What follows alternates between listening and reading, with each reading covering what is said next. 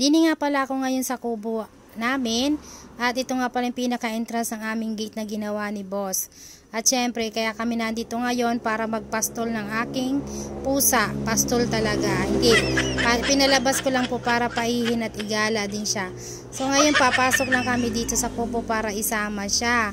Kasi hindi po namin to nalilinis, i-check lang namin kung may nabago ba at may pagbabago ba talaga dito sa aming likuran ng kubo. Ito nga pala si Mingming. Diyan ko muna siya itinali kasi pinapaihi ko yan. At pakikita ko nga pala dito yung iba naming tanim. Ito yung katabi namin lupa. Ayan, patatayuan po yan pinatayuan niya ng apartment boarding house para sa mga estudyante. So, di ba, nauna pa sila magpagawa ng bahay sa amin. At ganyan rin nga ang kabuuan ng aming nabiling lupa dito. May puno pa rin naman ng saging at yung aking kalamansi. At syempre, ang myself, rarampa. Talagang rarampa po ito, ha. Chinecheck ko lang kung talagang okay na at may kailangan pang baguhin dito. Kasi bala ko na rin po itong palagyan ng bakod na bato para mas maganda katulad ng katabi namin bahay. Magpipiling modelo lang naman po tayo dito. Ay, ang taray, modelo talaga. Hindi, tutur ko lang kayo dito sa aming likuran ng kubo. At syempre, mayroon kami ditong saging. At mayroon nga palang bunga siya ngayon. May isang buwig dito ng saging. So, ito lang naman ang nabili kong lupa. Ganito lang naman siya kaliit. 100 square meters. Ayan po ang pinakabuwig ng saging namin. May isa pa. Sabi ko kay boss, wag na munang pabagsakin kasi sayang naman at meron namang bunga, pwede pang pakinabangan. Nga sa gilid na pinagawang apartment, may puno kami saging. So balak na namin tibain o pabagsakin gawa ng nakakailang. Ito yung mga tanim naming okra. Hindi pa masyadong malaki pero ito yung aming ampalaya dahil tag-araw, hindi siya ganon kaganda. Yung iba nabubulok. So dala siguro talaga to ng summer pagka ganitong panahon. Hindi magandang mamunga ang mga ampalaya namin. Ang kagandahan nga po sana dito sa ampalaya, masipag siyang mamunga, marami siyang mga batang bunga o yung bubot pa. Dangan lang kasi talagang nasisira. At nagtanim nga pala ako ng lemongrass dyan o yung tanglad. Ginagamit po namin yan sa mga tinolang manok. At may nakita nga ako isang bunga ng ampalaya nakasayad sa lupa. Medyo maganda to. Hindi naman siya ganun kalaki.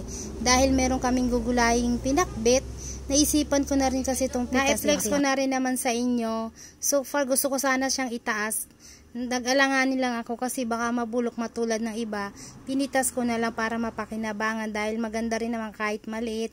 Pwede na rin itong isama sa lulutuin namin pakbit ngayong araw. Pagka ganito nga ang ampalaya ang usapan, alam nyo na mga pinakapaborito ko sa lahat ng gulay ang ampalaya. Kahit araw-araw mo siguro ipakain yan sa akin ay okay lang kasi favorite ko talaga. At nangihinayang nga lang po talaga ako dito dahil sa dami ng nabubulok. Ang gaganda pa naman, malaki sana. At masipag nga siyang mamunga. Dangan lang kasi sobrang init na tutuyo talaga kaya hindi maganda ang bunga. Dito naman kasing alaga ko, hindi na mapakali. Talagang tinatawag na ako. Ang hilig kasi nito ay gumala. Gustong lakad ng lakad. So ikaw na nga lang pong susuko pagka itong kasama mo dahil masipag tong maglakad eh. Nagwawala, gusto gala lang gala, ay tayo na, gumala na tayo.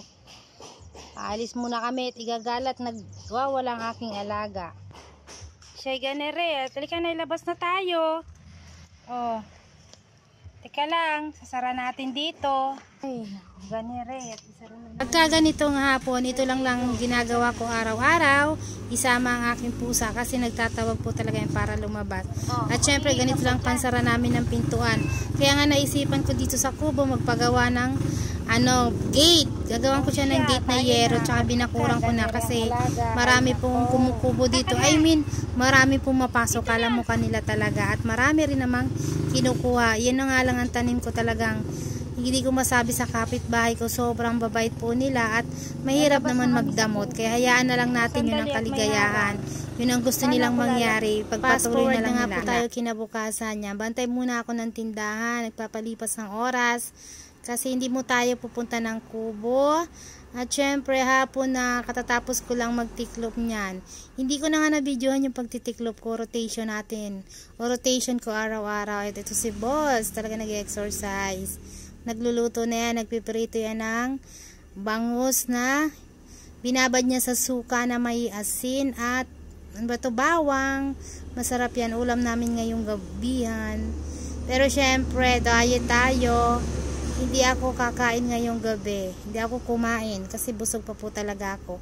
Magkaroon tayo ng disiplina sa sarili kasi tumataba na naman.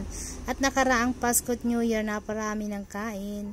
Tambay-tambay lang tayo dito sa harapan ng bahay. At wala ngang magawa. Ayan, tingin-tingin lang dito sa mga kapitbahay natin kung anong ginagawa. At syempre si boss. Ayun po yung mga tiklupin ko natapos na. Hindi naman ganun karami. Pero syempre, trabahong bahay kailangan gagawin. Kasi wala naman po higang gagawa. Kundi ako lang din. Si boss hindi mo yan maaasahan. At syempre sa muli po sa susunod na aking mga video. Please follow na lang po sa akin. At maraming salamat po. God bless.